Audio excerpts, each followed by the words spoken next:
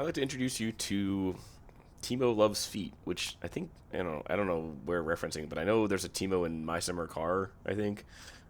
First, I'll show a Squadron. Friendly Miner Gunther, so you're the commander. This guy is cheating in your squadron. He's not exactly super blatant with his actions, but he's survived 1,500 battles, which would be over the last band wave. And once again, not exactly very good. He is a full-on cheater and 41% win rate. Unlike the last guy we looked at, which actually had like a 60-some-odd% win rate. But, you know, he has the 2 premiums here. He has, he has the legitimate A10. But he has the F4, which means he's grinded out most of the tree with that. But, you know, it's a lot of these guys, they'll, the thing is, I don't fully understand how they're able to get away with this.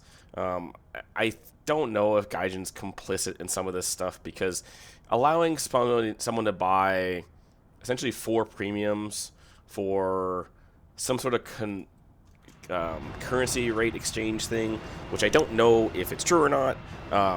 It just seems odd to me that every time I see an account like these, and I know websites that these have where they can sell or buy accounts for like $60 and they get 3 or 4 premiums. To me, that's just there's some gross negligence going on there that kind of makes no sense to me. And once again, this is the exact reason I don't play high tier or top tier anymore. Gaijin already fully neglects top tier's balancing point. Hence the reason why, excuse me, hence the reason why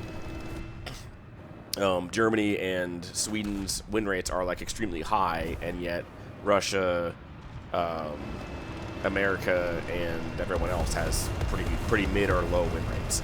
I don't think that's going to change anytime soon unless Gaijin changes something specifically. I actually told a friend of mine that I wouldn't buy the RDFLT unless they gave HSTBL and RDFLT Delta 6, like it actually deserves to have. There's just shell performances just don't make sense. The funny thing is I actually heard a rumor that Britain might get a Pantsir because of India, which would be really interesting. There's also the matter of the fact that America kind of deserves to have some better AA balancing. I know Gaijin said that they would focus on AA this coming time around, but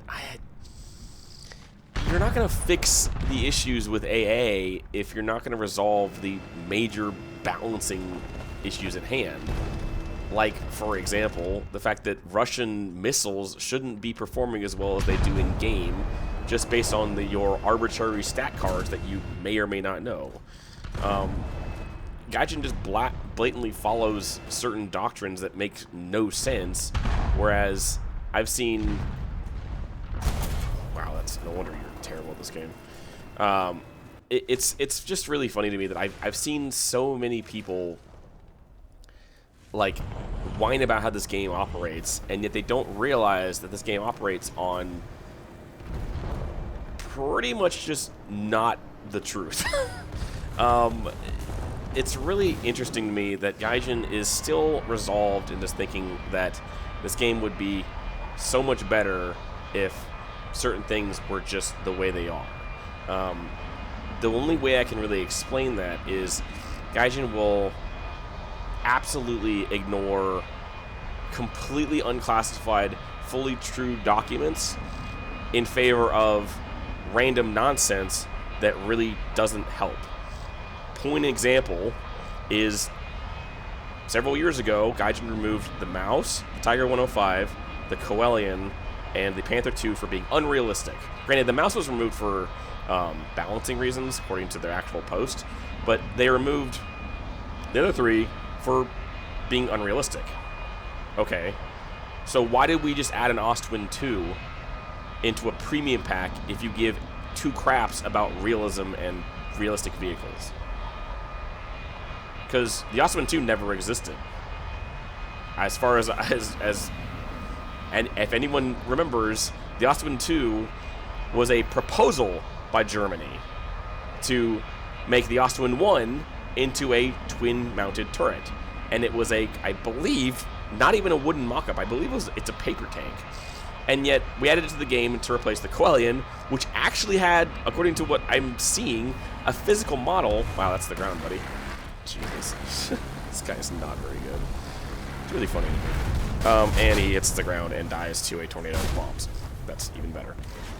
So, the freaking blatant just stupidity of Gaijin is just funny to me because why don't we... So, the Dreams Come True events that come happen every year, okay, why not bring back the 105, the Panther, and the... Oh, he actually left. So why not bring back the Tiger 105 or the Quellion just as special event vehicles instead of the Mouse every year, which I think the Mouse is cool and all, but people, like, I have friends who can't get a hold of the Tiger 105 or any of those other cool vehicles anymore, and I really do think the Quellion should have been in the pack with the Tigers. Is that wrong of me to think? Because I think that should be valid, even though technically the Quellion's, I think, 6'3". But, like, they could have added a Tiger pack, like a Tiger E pack with the current versions they have, with the Quellion, and then just move the Quellion down. Granted, the Quellion probably doesn't deserve 6.0, but I digress. I own the Quellion, so. But, yeah, like, give people vehicle packs that they want and remove the BS. Okay, cool, you remove those. Okay, that means you have to remove the R2, Y2s, the whole reproduction, and prototypes, which are premiums, which will never get removed, because you claim that you want to replace them with replacements that will work for historical reasons, and yet you added the Ostwind because you don't care, and you just care about money. So I'll leave this here because our friend over here is terrible, and he died really quickly, even though he was a full-on cheater. He got 2 deaths, 2 air kills, 1 tank kill, and he's extremely terrible. So as always, if you have a player in question you want to lead to me, please try to follow the pinned comment below. And I hope you have a good rest of your morning, day, evening, or night. Have a good one.